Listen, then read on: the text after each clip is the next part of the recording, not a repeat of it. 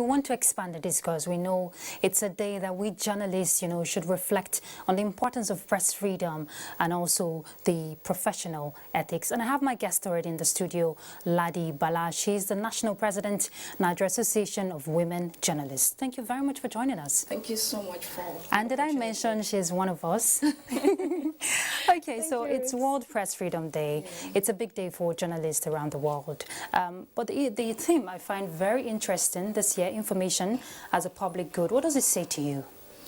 Yeah, let me start by celebrating journalists all over Nigeria for their contribution towards the development of democracy, for promoting transparency and holding powers to account, as well as mobilizing the society, to support government policies and programs.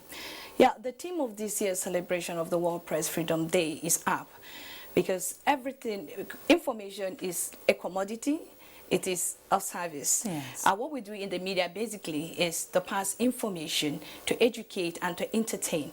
And so these are critical roles. So, but the issue is that what kind of information do we give out there? What is the quality of the information? And how does this information help in shaping the society? So it is important. That's why I say the team is up. As media practitioners, as journalists, and as media organizations, it is important that we weigh the kind of information that we put out there. Okay. For a developing country like Nigeria, and given the realities of what is on ground today, everything revolves around the information. Yes. What content do we generate? The content that we generate and the information that we give there, does it help in uniting this country?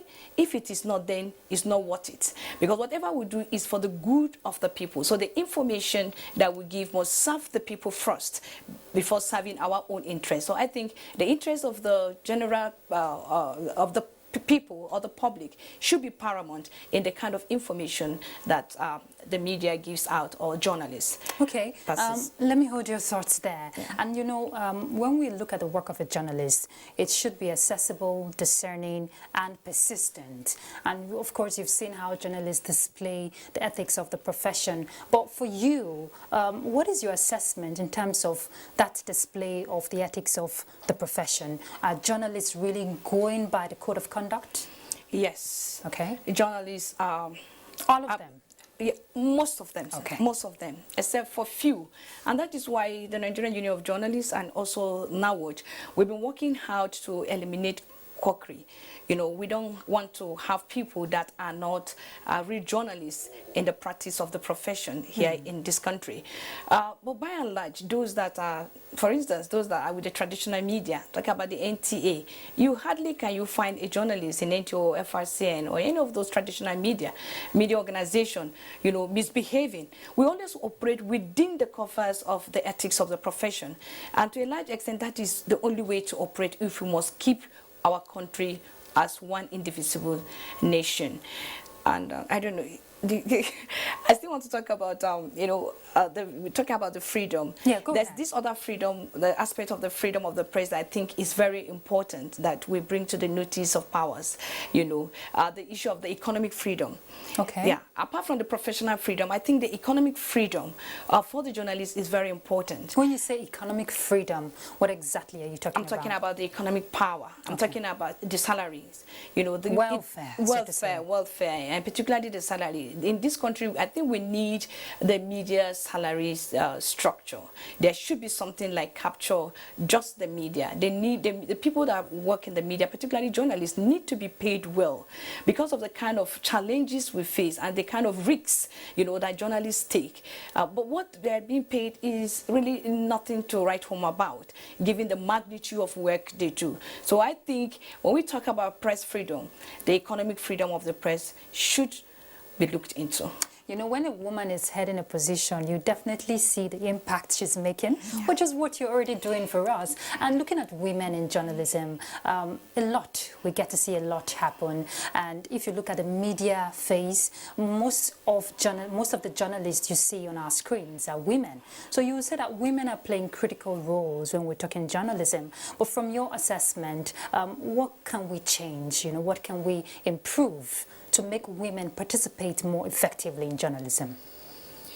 What we can do is what we are already doing. I'm glad you're able to notice that these days women are taking over the tubes. They are taking over pages of newspaper, unlike what it used to be in the past. You see men doing presentation. I think they are bringing a lot of glamour, a lot of changes, to the media industry. So what they are doing alone is enough to encourage other young girls to want to join the profession.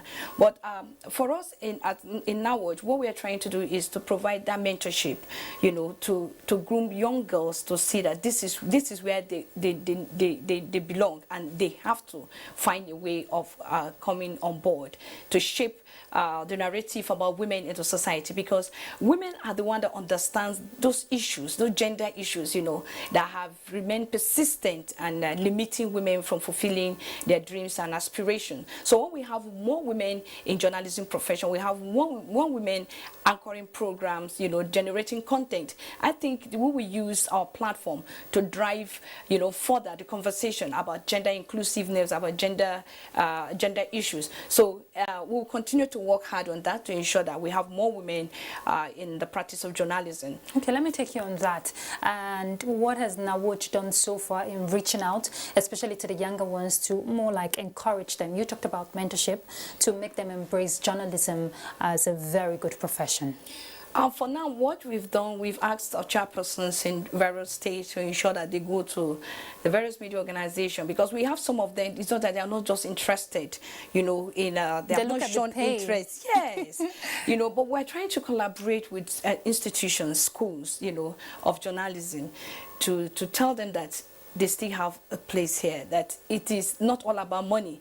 It has to be about passion. Yes. Because if you're not passionate about this job, sincerely speaking, you won't survive it. Because if you think journalism is where you make money, you better think twice, because there's no money making in journalism. But there's passion. You're able to impact your society. You're able to shape conversation, and bring about development to your community, to the society, and you serve also as a role model to other young people. To me, it is the best thing you can ever give to the society. Yes. So we will work hard with the different organizations, particularly the tertiary institution, to see that we encourage those that are graduating to find themselves, whether it's just part-time job, come and learn on it.